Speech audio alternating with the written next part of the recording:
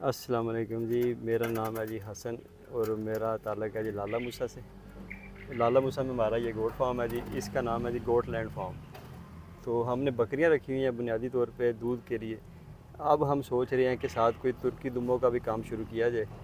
तो नबील भाई इनसे अपना कोई ताल्लुक़ जो है ना उस वक्त से जब से इन्होंने यूट्यूब चैनल शुरू किया था, तो फिर इन्हें ज़हमत दी है जी, इन्हें दावत दी तो इनकी मेहरबानी है, यहाँ पे तशरीफ़ लाए हैं और इनसे हम तुर्की दुम्बों के बारे में जनाब मालूमात लेंगे ताकि हमें पता चले आगे कि हमने ये तुर्की दुम्बों की फार्मिंग किस तरह करनी है जी। बहुत शुक्रिया शाह साहब। ऐसे ही होता है, इंसान एक दूसरे से सीखता है। बिल्कुल बिल्कुल। जैसे आप माशाल्लाह बहुत अच्छा गॉड फार्म कर रहे हैं। जी मेरे ख्याल में ये ऐसे फार्म पाकिस्तान में उंगलियों पे गिने जा सकते हैं। वैसे तो लोग रवायती तरीके से काम करते हैं, बिल्कुल। तो मैंने माशाल्लाह अंदर जाके देखते हैं, लेकिन अभी मैंने बाहर से देखा है तो मुझे बड़ी खुशी हुई कि शुक्रिया। आप जैसे लोग भी हैं जो इतना अच्छा फार्म कर रहे हैं, और एक आप मेरे ख्याल में मॉडल है, नमूना है। और ऐसे लोग आगे आने चाहिए पढ़े लिखे, जो इस तरह की फार्मिंग करें जो हमारे मुल्क के लिए फ़ायदेमंद साबित हो। जी ज़रूर। तो मैं ज़्यादा बकरियों के हवाले से पहले मैं 2-4 बातें आपसे करूँगा। मैं एक सबसे बुनियादी तौर पे ये सवाल करता हूँ आपसे कि ये आपने जो ब्रीड चॉइस की, सबसे पहले इंतखाब किया ब्रीड का, ये कौन सी ब्रीड आपने पहले सबसे शुरू की? अच्छा जी, ये हमने बीतल बकरियां रखी हुई हैं जी, देसी पाकिस्तानी? देसी पाकिस्तानी जो है फैसलाबाद की नस्ल है ये। जी जी। फैसलाबाद, शेखुपुरा, इन इलाकों में ज़्यादा ये पाई जाती है।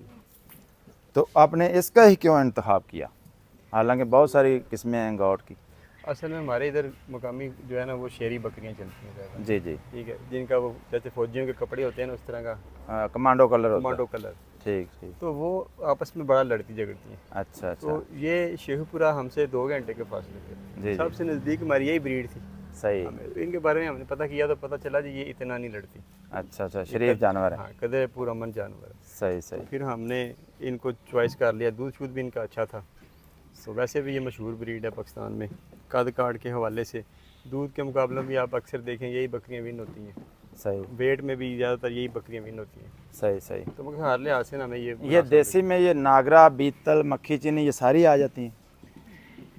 बीतल में, हाँ जी, जिनके कद बड़े होते हैं उनको बीतल कहते हैं। ठीक है। ये देसी हमारा एक यहाँ पे है ना जी। सही सही। क्योंकि नहीं, बड़े कद कद तो की मक्खी चीनियों के भी काफ़ी हो देखें जाते हैं। बड़ी नस्ल की पाकिस्तान में काफ़ी बकरियाँ हैं। जी तो जी। 6-7 बकरियों के कद बड़े हैं। ठीक है। तो वो फिर जो सादे लोग, पुराने लोग जो है ना, वो जब किसी बड़ी बकरी को देखते थे कद का आठ, उसको कहते हैं बीतल बकरी। तो आपने ये दूध मिल्क पर्पस पे ये इनका इनका इंतखाब किया या गोश्त की वजह से? हमारा तो डेयरी का काम है ना जी, अच्छा। तो उस वजह से हमने तो फिर दूध को ही मद्देनजर रखना है ना जी। शाह साहब, पाकिस्तान में बहुत सारे लोग गाय का दूध पीते हैं या भैंसों का दूध पीते हैं रवायती तौर पे, तो आपने ये बकरियों का कैसे ट्रेंड चलाया दूध का, क्योंकि आप डेयरी कह रहे हैं, बकरियों की ये डेयरी तो बनाई? बड़ी पुराना दुनिया में काम चल रहा है। अच्छा। यूरोप में तो कोई गोट डेयरी पे कोई 100-150 साल से काम हो रहा है। सही। अमेरिका में भी 150-200 साल से काम हो रहा है। तो बस हम ज़रा पीछे रह के तो दुनिया वैसे से। इस्लाम में तो 1400 साल पहले भी काम शुरू हो गया लेकिन था। असल काम ही जो इस्लाम में शुरू हुआ है, ठीक है। तो फिर हमने छोड़ दिया ये काम। ठीक। गैर जो मुस्लिम हैं उन्होंने तहकीक की, इस चीज़ को फ़ायदेमंद समझा, तो उन्होंने इस पे काम किया। आज उनके पास अच्छी गोट डेयरी डेवलप हो चुकी है, बड़ी अच्छी नस्लें बना ली उन्होंने। हमने तहकीक नहीं की, हम वही पुराने तरीक़ों से चलते रहे। हमारे जो पुराने बादशाह थे वो आप समझते महल बनाते रहे, वो यूनिवर्सिटियाँ बनाते रहे। सही तो सही। उन्होंने तहकीक की तो इसकी अफादियत को समझा। इन्होंने ताजमहल बनाए, उन्होंने यूनिवर्सिटियाँ बनाई। हाँ, तो इसलिए वो इस्तेमाल करते हैं, हम नहीं करते। अच्छा शाह साहब, मैं अपने दोस्तों के सुनने वालों की वजह से मैं 2-4 सवाल आपसे करूँगा। जी जी करें। सबसे बुनियादी मेरा सवाल है खुराक का। जी, आप इनको क्या खुराक देते हैं और उनका तरीक़ाकार उसका क्या है? एक तो देखें, आप देख रहे हैं खुर्लियों में जंतर पड़ा हुआ है जी। जी। ये हमने इधर ज़मीन अपनी है हमारी, इसने काश किया हुआ है। जंतर काश्त हाँ किया जी। होगा आपने? तो ये 8-9 एकड़ पे हमने तकरीबन जंतर काश किया। ये तो लूसन की, ये नहीं? हाँ, ये लूसन है, वो दूसरी खुरली में जंतर नज़र आ रहा है। ये वाला? ये तो हम इनको देते हैं 24 घंटे, ठीक। खुरलियाँ भरी रहती हैं। सही जब खाली होती है फिर भर देते हैं। सही। ठीक है, तो ये अपनी ज़रूरत के मुताबिक थोड़ा थोड़ा खाती रहती है। ये महंगी नहीं पड़ जाती, कोई कास्ट ऑफ प्रोडक्शन बढ़ नहीं जाती लूसन की, ये चूँकि महंगी होती है? देखिए, अगर आपके पास ब्रीड अच्छी है ठीक है, अच्छा। आप बकरियां रख के दूध से भी काम ले रहे हैं। आमतौर पे लोग बकरी ब्रीड अच्छी रख लेते हैं लेकिन दूध से काम नहीं लेते, अच्छा। फिर वो सारा दौर ब्रीड पे लग जाता है। सही ब्रीड सही की कीमत बहुत ऊपर चली जाती है, फिर हर बंदा खरीद भी नहीं सकता। सही। फिर अक्सर फार्म फ्लॉप हो जाते हैं, उन्हें समझ नहीं आती कि क्या करें। हम्म। अच्छी अच्छी चीज़ खरीदना, अच्छी चीज़ को पाल लेना, अच्छी कीमत पे बेचना हर बंदे का काम नहीं। सही। तो जब आप अच्छी ब्रीड के साथ दूध को भी काम में लेके आते हैं तो फिर आपको ये चीज़ें इतनी महंगी महसूस नहीं होती। ये कितना दूध दे देती है एक बकरी और वो सेल किस तरह होता है? एक बकरी जो है ना, हर बकरी की अपनी कैपेसिटी होती है। कुछ बकरियां होती हैं किलो डेढ़ देती हैं, कुछ 2, 2.5, 3 किलो, 4 किलो, 5 किलो। एवरेज बकरी का दूध अगर आपके फार्म में 2.5 किलो के लगभग आ रहा है ना, तो आप ये समझिए कि आपकी अच्छी जो है ना वो प्रोग्रेस है। आपके फार्मिंग पीरियड में सबसे ज़्यादा बकरी ने कितना दूध दिया? मैंने तो जो अपनी आंखों से देखा ना जी, वो है तकरीबन 9 किलो, थोड़ा सा कम था। 9 किलो, माशाल्लाह। 24 घंटे का। माशाल्लाह। बाकी 5-6 किलो वाली तो वो देखी ये है। बीतल ने दिया, हाँ, देसी ब्रीड जो ने। हमारे यहाँ पे रही है उसकी ठीक, बात कर रहे हैं। ठीक है। तो ये आप सेल किस तरह करते हैं? ये इनका हम क्या रेट है दूध का, बकरी के देखिए, दूध हमारे इधर फार्म से कोई आगे लेके जाए ना, तो हम जी। उसे 500 रुपये दे देते हैं। किलो 500 रुपये किलो? हाँ, तकरीबन। ठीक। बाकी हम जो स्टोरों वगैरह पे देते हैं तो उन्होंने, आपको पता है, अपना मार्जिन भी रखना होता है, कोई ट्रांसपोर्ट का भी खर्चा पड़ जाता है। आप पैक करके दूध देते हैं या वैसे ही दे पैक देते हैं? करके ठीक पहले उसको गर्म करते हैं जी, ठीक।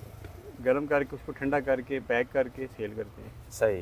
तो वो आगे स्टोरों पे 850 तक बिक जाता है। 850 रुपये किलो हाँ, तक जी, बिकता है। वो मतलब हमारे यहाँ से 500 रुपये के हिसाब से तकरीबन जाता है। तो आप क्या समझते हैं कि जो गोश्त की पैदावार है उससे दूध की पैदावार में ज़्यादा मुनाफा है बनिस्बत गोश्त की? देखिए, ये जो बकरी है ना, ये दूध वाला जानवर है। ठीक गोश्त के लिए भेड़े हैं पूरी ठीक। दुनिया में। ठीक। ठीक है, अगर बकरी को हम गोश्त के लिए इस्तेमाल करेंगे ना, तो ये बहुत महंगा काम पड़ जाता है। सही। आप देखें, आज भी जो अच्छा बकरी का गोश्त है वो 2500-3000 रुपये किलो है। ठीक। जो भेड़ों का, बकरियों का पानी लगा गोश्त मिक्स है, वो भी 2000-2200 पे पहुँच गया। सही सही। तो इसलिए इसका असल फ़ायदा दूध का है। नर सेल कर देते हैं आप कुर्बानी पे? नर कुर्बानी पे भी सेल हमने पिछले साल किए थे, ठीक। तो लेकिन यह है कि कुर्बानी पे इतनी कीमत नहीं मिलती जी। जितनी बच्चे की कीमत मिल जाती है। अच्छा, बच्चे ही सेल कर हाँ, देते मतलब हैं। महीने डेढ़ का बच्चा वो 50-60 हज़ार 70 हज़ार क्वालिटी के हिसाब से इतने का बिक जाता है। सही। तो वो नर, वरना आप साल सवा पाल के वो आपका लाख सवा में बिकता है। आप फीमेल भी सेल कर लेते हैं, कोई बंदा अगर आए तो? क्यों नहीं करते? नहीं, फीमेल फीमेल बिल्कुल सेल नहीं फीमेल करते। इसलिए सेल नहीं करते, फीमेल कोई भी अच्छा चुराहा या फार्मर सेल नहीं करता। सही। वजह क्या है? वजह ये है कि आप इन बकरियों में देखें, आपको कुछ बकरियां ऐसी नज़र आएंगी जिनका एक थन खराब हो जाते हैं। ठीक। ठीक है, वाने का प्रॉब्लम हाँ, आ जाता कोई है। जिगर का प्रॉब्लम हो गया, वो खुश्क, जैसे ये है बकरी ठीक। सूखती जा रही है। सही। ठीक है, एक बकरी इधर घूम रही थी जिसका एक थान था। ठीक। तो ये हर साल आपकी ना छांटी की बकरियां इस तरह निकल जाती हैं। निकल जाते ठीक हैं। है, तो वो इसलिए अगर आप वो female- सेल आउट कर देते हैं आप जो? वो ज़बा कर लेते हैं, कसाई को दे देते हैं या जैसे भी है। अच्छा। तो वो अगर फीमेल हम सेल करें ना, जी जी तो फिर बहुत तेज़ी से कम हो जाती है। बिल्कुल। आप समझते हैं इस बात? हाँ जी। फीमेल रखनी पड़ती है। सही। मतलब सारी अगर कैपेसिटी आगे पूरी होगी है, फिर तो आप सेल करते हैं। वैसे भी जितने अच्छे फार्मर हैं वो फीमेल कम ही सेल करते हैं। शाह साहब, मैंने बहुत से फार्म देखे हैं, जी। वो रवायती तरीके से काम करते हैं। हम्म। बस एक लकड़ी का बाड़ा बनाया और 100-200 बकरी उसमें डाल दी, तो वो ना चीकड़ का ख्याल किया, ना पानी का, ना सूख का, ना कोई। तो आपने माशाल्लाह ये बड़ा लकड़ी के बनाए हुए हैं पैलेट, और प्लास्टिक के भी मुझे नज़र आ रहे हैं। जी। दूसरा, ये खुलियाँ आपने बड़ी अच्छी बनाई है, ये टॉप ग्रेजिंग भी इनको मिल रही है, हम्म। तो ये चारा ज़ाया भी नहीं हो रहा। ये आपको आइडिया कैसे आया? ये आइडिया जी पूरी दुनिया में इस तरह हो रहा है। सही। तो ये बाहर की गोरों की वीडियो देख देख के हमने बस जुगाड़ लगा लगा के बना ही लिया जी। ये यानी कि ये इंटरनेशनल लेवल का ये खेल है? बिल्कुल। अब इंटरनेशनल लेवल पे तो इससे अच्छी भी फीडर आ चुके हैं। सही। इसको भर देते हैं, अच्छा। तो ये परले भाई, साइड से खुलता ये है, भाई उठाना। उस साइड से खुल जाता है, भर देते हैं जिसको। अच्छा, ये इस तरह खोल के ये डाल देते हैं इसमें, हाँ। और फिर बंद कर देते हैं ऊपर अफसाना से। ने जैसे कर खिला दो। सही सही ये देखें ना, इस तरह इसको भर देते हैं। सही। और जो गिर रहा है वो भी चरने में ही गिर रहा है, ज़ाया नहीं हो रहा हाँ, बिल्कुल। वो इधर ही सही। तो खुराक की ये बात होगी, जी। इनमें बीमारियां कौन सी ज़्यादा आती हैं और उनका आप सद्देबाब क्या करते हैं? बीमारियाँ ज़्यादातर तो इनमें थाने वाने के मसले आते हैं। थाने वाने का? हाँ। अच्छा। उसमें ये है कि हम सफाई का ख्याल रखते हैं। ठीक। फिर भी आप कह लें कि 100 में से ना आपकी 10 बकरियां हर साल मुतासर होनी होती हैं। ठीक है, वो 10 आपकी ज़ाएँ हो जाती हैं किस्म की। किसी ठीक। का हवाना ख़राब हो गया, किसी का थाना ख़राब हो गया, सही। कुछ ना कुछ मसला बन जाता है। तो सुनने वालों के लिए ये भी एक बात मैं ऐड करता चलूँ, ये जो बकरी गाय होती है ना या भैंस, जब इनकी दूध धो लेते हैं तो इनको इनके थनों को ट्रीट कर देना चाहिए कप के से, हाँ, कप से। बिल्कुल। ट्रीटी कप होता है। आजकल तो धोने से पहले भी ट्रीट करते हैं। हाँ, डबल ट्रीट करना ट्रीट होता है। चाहिए, क्योंकि ये तकरीबन 20-25 मिनट निप्पल खुला रहता है चुआई के बाद, तो उसके बाद बंद हो जाता है। उतनी देर अगर ये जानवर बैठे ना गंदी जगह पे, अगर बैठे तो वो ट्रीटी कप के ज़रिए उसे थनों को ट्रीट कर दें तो ये मेरे ख्याल में कुछ हद तक बेहतर है, बचत आ सकती बचत आ है। सकती है। बिल्कुल, हम करते हैं इस तरह। जी जी। हाँ, लेकिन फिर भी कुछ ना कुछ मसाइल आ जाते हैं ज़मीन पे जो हुई। अच्छा, दूसरा लोग समझते हैं ये बड़ा नाजुक जानवर है बकरी, जी, इनको पीपीआर, ठंडी की बीमारी या ईटीवी या सीसीपी, उससे आप कैसे बचाव करते हैं इनका? वैक्सीनेशन होती है गवर्नमेंट की, हम तो गवर्नमेंट की वैक्सीनेशन नहीं करते। ठीक है। ठीक है, क्योंकि अक्सर दोस्त बताते हैं जब वैक्सीनेशन की तो बीमारी आ गई। ठीक है, तो जैसे पिछले दिनों मुझे एक दोस्त बता रहे थे कि उन्होंने वैक्सीनेशन की तो बीमारी आ गई तो 30-40 जानवर मर गए। ठीक है। पहले जानवर सेहतमंद थे। ठीक। ठीक है, हम तो नहीं करते 5-6 साल से। करनी चाहिए अगर आपको यकीन है कि ये वाकई वैक्सीनेशन ठीक है। हम उसके खिलाफ नहीं है, लेकिन एहतियात नहीं करते। जी जी। गवर्नमेंट के कामों का पता कोई नहीं है, आप प्राइवेट खरीदते हैं? प्राइवेट खरीद लेते हैं कोई। मेरे ख्याल में वैक्सीन ठीक होती है, वो कोल्ड चेन मेंटेन नहीं होती, मतलब वो उनको जिस दर्जा हालत में रहना चाहिए वैक्सीन को, वो या गवर्नमेंट वाले रख नहीं सकते वेटरनरी हॉस्पिटल में, या फिर जो लेके जाते हैं वो उनको प्रॉपर तरीके से। ये बात भी ठीक है। इस पे आप इत्तेफाक करते हैं? हमारे यहाँ पे एक डॉक्टर साहब आए थे, आज से कुछ 4-5 साल पुरानी बात है, जी जी। इस्लामाबाद से। वो कभी वो ना इनका वैक्सीन डिपार्टमेंट है, वहाँ पे लगे रहे थे। ठीक। तो वो कहते थे कि मैंने डिपार्टमेंट छोड़ दिया इसलिए कि ये पानी भर के भी ना आगे वैक्सीन बना के बेचते हैं, अरबों रुपए की फंडिंग खा जाते हैं और वो पानी जो है ना वो बेची जा रहे हैं। सही। तो पानी की कोल्ड चेन मेंटेन भी होती तो क्या फ़ायदा? पानी का तो कोई फ़ायदा नहीं। करप्शन बड़ी है ना। अच्छा शाह साहब, बहुत सारे लोग ये कहते हैं कि हमने बकरी फार्मिंग की तो बच्चे बहुत ज़्यादा पैदा होते हैं लेकिन बच्चे मर जाते हैं, अंदर भी आना ध्यान में। बच्चे मर जाते हैं। इसके बारे में आपके माशाल्लाह मैंने देखा बड़े अच्छे खूबसूरत और सेहतमंद बच्चे हैं बकरियों के, जी। तो आप क्या सदेबाब करते हैं इसका? एक तो ये सबसे पहले बुनियादी और फार्मर की नाकामी का सबसे बड़ा सबब ये बनता है जो बच्चे पैदा होते हैं और मर जाते हैं। अभी मैं आपको एक बात बताता हूँ, पिछले दिनों ना लाहौर में एक मीटिंग थी सेक्रेटरी लाइफ स्टॉक ने, वहाँ पे इनवाइट किया हुआ था, तो मैं भी उधर ही था। उन्होंने इस्लाम मांगी कि गवर्नमेंट कोई पैसे देना चाहती है फार्मर को, जी जी। इस तरह दे, अच्छा। फिर वो पैसे 2 साल में वापस भी हमें मिले, जी जी। Interest free loan. ठीक। तो वो फिर मैंने आप वहाँ पे ये तजवीज़ दी थी कि जो एलिवेशन पिंजरे हैं ना वो बना दें फार्मर को, अच्छा। प्लास्टिक फ्लोरिंग लगा के, तो उस पर ये बच्चे रखें कम से कम भी 3 माह, ठीक। तो मट्टी शट्टी नहीं खाएंगे। अब ये देखें ये बाहर आए हैं ना, तो ये क्या क्या खाने की कोशिश कर रहे हैं। ये पहले तो मैं कथा कलामी की माजरत चाहूँगा, ये एलिवेशन पिंजरे जो है ना, ये आम जो आजड़ी है ये वो नहीं समझता, उसको थोड़ा पंजाबी या उर्दू में अगर कर दें वो आप पिंजरे दिखा दीजिए इससे, यानी कि 2 फुट ऊंचा रख के, अच्छा। वो आप लकड़ी के फट्टे लगा के या प्लास्टिक के वो बना दें, तो उसका ये फ़ायदा होगा कि ये बच जाएंगे मट्टी खाने से, फिर ये मरेंगे नहीं। जो गैस पैदा होती है और नीचे बच्चे लेटे होते हैं ज़मीन पे, तो गैस की वजह से बच्चे मार जाते हैं, वो सर्दियों में मरते हैं, सर्दियों में। अच्छा, सर्दियों में सारे कपड़े क्लोज होते हैं ना, पर्दे वगैरह ठीक कमरे में यहाँ रख दें तो उस वक्त वो मसला बनता है। सही। गर्मियों में नहीं बनता, लेकिन मट्टी तो इन्होंने सारा साल खानी होती है। दोस्तों, अगर बच्चे 3 फुट या 2.5 फुट की ऊंचाई पे रख दिए जाएं जब पैदा हों तो ये बहुत अच्छी बात है, क्योंकि वो गैस फिर 3 फुट तक नहीं ज़्यादा असर करती। हाँ अच्छा, बिल्कुल, सर्दियों में ज़्यादा मसला बनता है, गर्मियों में ये मसला नहीं होता गैस का। अच्छा। वो ओपन जगह होती है गर्मियों में। अच्छा सर, कोई जिस तरह गाय में नस्ल कशी चल रही है, भेड़ों में भी इस तरह को कुछ सीन या बकरियों में भी इस तरह को आप नस्ल कशी करते हैं? कोई बाहर से कुछ सीमन मंगवा के कोई इनको इंजेक्ट करते हैं वो कि नहीं? अभी पाकिस्तान में ये काम नहीं हो रहा। अच्छा। लेकिन जो हमारे यहाँ पे डॉक्टर अली रज़ा साहब है ना, आजकल वो यही कोर्स करने भेजे हुए हैं हमने, क्या नहीं वो खुद चले गए हैं यहाँ, जब हमने भेज दिए हैं। ठीक है। तो बहरहाल वो ना कोर्स कर रहे हैं, सही सही। 2-3 माह का कोर्स है, उसके बाद वो आ जाएंगे। फिर हमारी कोशिश है कि ये सारा सामान मंगवा के जी जी, तो इनका ना जो सीमन कलेक्शन है और जो नस्ल कशी का काम इधर शुरू करें और एम्ब्रियो ट्रांसफरिंग उस पर अच्छा। काम शुरू करें। पहले तो वो नस्ल कशी वाला होगा, एम्ब्रियो तो बाद में वो आएगा ना, वो तो मेरे ख्याल से भी लेट है।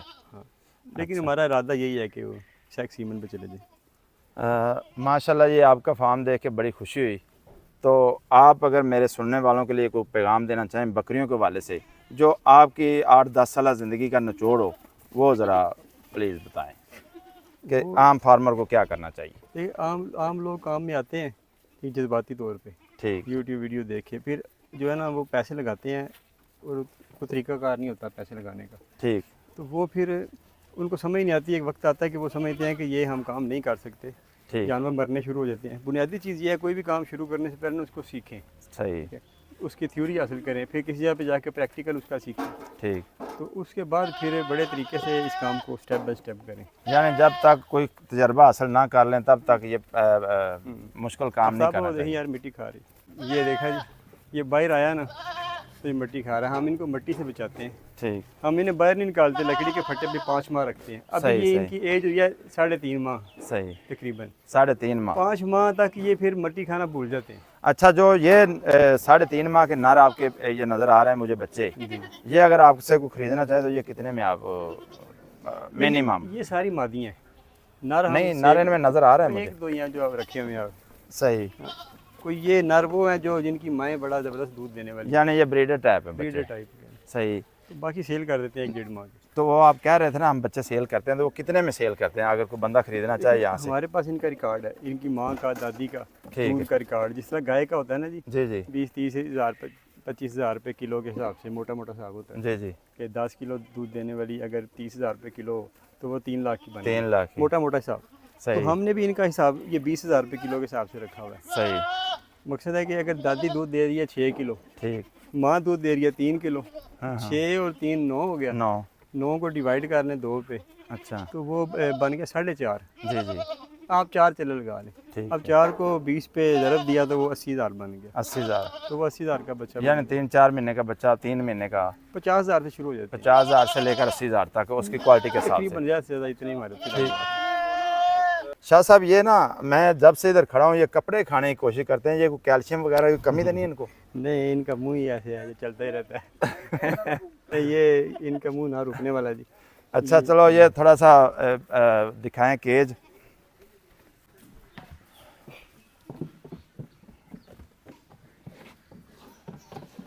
ये केज है जी, ज़मीन से कोई 2-2.5 फुट ऊंचा होगा। सही। ये प्लास्टिक फ्लोर लगा हुआ ऊपर। ये 2 बाय 2 की शीट तकरीबन 2500 की मिल जाती है। ये 2-2.5 फुट ऊंचाई है इसकी। हाँ, सही। ये लगा के आप बना लें, इधर बच्चे रखें 2 हफ्ते तक तकरीबन, ठीक। तो ये साफ़ सुथरे रहेंगे, पेशाब नीचे चला जाएगा ना। सही सही। छोटे बच्चों को जब उसके पेशाब लगता है ना तो उसकी इम्यूनिटी बड़ी कम होती है। उसकी शाह साहब, बीमार ये जो होता दूध आप बकरियों का पिलाते हैं इनको, है। जी, ये फीडर से पिलाते हैं या बकरी से पिलाते हैं या कितनी दफ़ा दिन में पिलाते हैं? ये हम फीडर से पिलाते हैं दिन में 2 दफ़ा। अच्छा जब नए पैदा होते हैं ना उस वक्त तो पहले हफ्ते या 10 दिन 4 बार पिलाना चाहिए, अच्छा। क्योंकि हर 4-5 घंटे बाद इनका मेदा। अभी आज ये दूध पियेंगे? आज ये दूध छोटे बच्चे हैं को दूध पीने वाले? पियेंगे शाम के टाइम तक। शाम के टाइम पियेंगे। सही। अच्छा, तो दूध के अलावा इनको कोई आप वंडा वगैरह भी कुछ देते हैं कि नहीं? हाँ जी, वंडा देते हैं, ये लूसन खाते हैं। अब लहसुन के ये खाते हैं? जी, लूसन की। अच्छा, जब और कोई चीज़ नहीं खाते? नहीं, और कुछ नहीं खाते। अच्छा जी, इन्हों का कोई सैशन हो रहा है कोई इधर अपना सैक्शन? ये फर्स्ट टाइमर है, ये पहली बार बच्चे देने हैं। अच्छा, माशाल्लाह। हम इनके सींग ख़त्म कर देते हैं बचपन में, वो देखें ना सींग कोई नहीं इसके। अच्छा दोस्तों, ये आप देख रहे हैं शाह साहब की ये जो ना प्रेग्नेंट बकरियां हैं, ये कह रहे हैं कि ये पहली दफ़ा ये प्रेग्नेंट हुई हैं। तो फार्मिंग की कामयाबी का राज इसमें भी एक छुपा हुआ है कि बकरी की उम्र पूरी करके, भेड़ की उम्र पूरी करके, यानी 14 माह 12 माह कम से कम होनी चाहिए। वो तो देखिए धुंधी हो जाती है ना 14 माह में, ठीक। तो वो भेड़ों का हिसाब और होता है, जी। वो बड़ी तेज़ी से वज़न ले लेती हैं, गोश्त का जानवर है। ठीक। इनका हिसाब हो रहा है, अगर ब्रीड डेवलप है तो पूरी दुनिया में 7 माह 9 माह पे इनको भी क्रॉस करवा देते अगर सेहत अच्छी है तो। हैं। मतलब ब्रीड डेवलप है। ठीक बुनियादी ये बकरी इतनी है, रेक इतनी है, आपको पता नहीं चलता। ठीक। तो फिर आप दांत का रख लेते हैं स्टैंडर्ड कि जी। 2 दांत 4 दांत 6 दांत पे करा। सही। अगर तो ब्रीड एक जैसी है फिर वेट का रख लें। सही सही। मतलब वेट यानी कमज़ोर हालत में और छोटी हालत में ब्रीड नहीं करवानी चाहिए, मतलब टाइम देना चाहिए टाइम देना चाहिए जब तक ताकि वो आपकी अपना आप संभाल ले। जब तक आपकी ब्रीड एक जैसी नहीं होती।